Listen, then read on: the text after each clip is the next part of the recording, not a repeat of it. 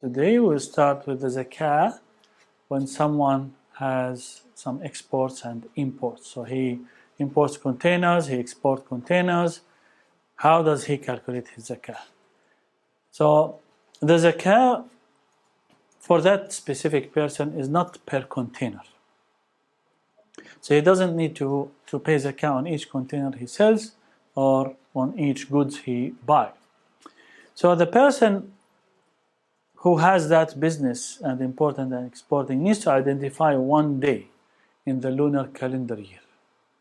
And that day needs to be his yearly day for paying zakat. He might say most of the people make it as the first day of Ramadan. So he might choose that first day of Ramadan and then pay his zakah on that day. What does that person need to do?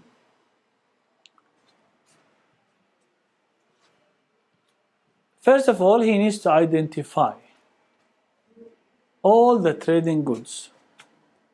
So if he is importing, exporting cans, importing, exporting rubbish bins, importing, exporting chairs, shoes, furniture, importing, exporting anything. So that is the good that he needs to identify.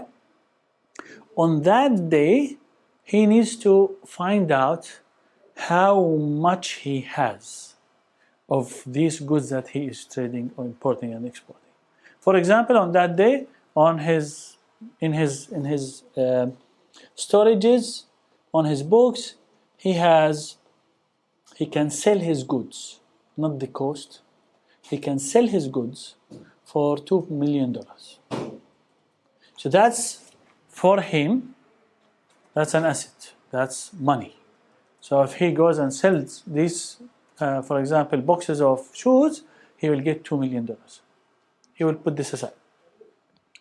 Whatever he has in his company of furniture, shoes that he's wearing, he might be trading furniture. He might be selling and importing and exporting furniture. That furniture he pays for its zakah. The furniture that he is using in his company doesn't pay zakah on. Okay, anything that is used is not to pay zakah on, but the trading goods, they have to pay zakah, even if it's something that people use normally. So he will identify all the amount of goods that he has, how much if he would sell them, for how much he will sell them, not how much it costed him. So it might be that it costed him 1.5 million, but he's going to sell them for 2 million. So the actual money that he has is 2 million, not 1.5. Okay? So he will get that one. Number two, if he has profit that he collected from other sources, from selling. So in the bank, he has cash of, for example, 500,000. In the bank cash. So he will take that $500,000, put them on top of the $2 million. So that's $2.5 million. And then number three, he might have sold people some of his goods by installments. And these installments are to be paid within the next maybe 5-6 months. He needs to calculate that, because he knows that he's getting that money. So this is called debt that is most likely to be paid. Dain marju sadat. So most likely it's going to be paid. So that needs to be counted on top of the wealth of that person to pay zakah on. Sometimes he will have a debt that he will know that that person is not going to pay. He does not count it as an income or as part of his wealth because it's not coming. Okay? I calculate all these and pay zakah unless I have debts.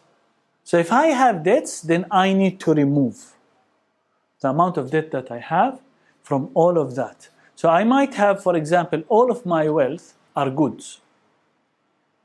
So goods of shoes, $2 million worth of shoes. and then I have a debt of 500,000 because I don't have cash to pay. Then I will remove from the 2 million, 0.5, which is 500,000, and then I will pay zakat on the 1.5 million. Okay? So this is how we calculate zakat of the imports and exports. So the person who is working in trading, selling, exporting, importing, selling goods, buying goods, he needs at certain stage stop, calculate. It's good if that person wants, he can do it based on his financial year. But the problem with that is that we are entitled to pay our zakat once every lunar year, not every calendar year, Gregorian year. So he needs to identify it to be before, if he wants, but he needs to stick to the lunar year. So it will move by year. So it's not going to help him a lot. It might help him for some time, then after that it's not going to help him. Because usually people at the end of the financial year, they will do lots of accounting and calculate everything that they have and go over the assets and the finances. So this is the zakah of the imports and exports for those who are importing and exporting goods. Any question about that? Yes. If the installment is in over 3 years, how much he need to calculate? So that's still his asset. Even if it's over 3 years, he owns that money. End of the day, it's coming to him. Okay? So it's part of his wealth. So he needs to pay zakat on the whole amount. Okay?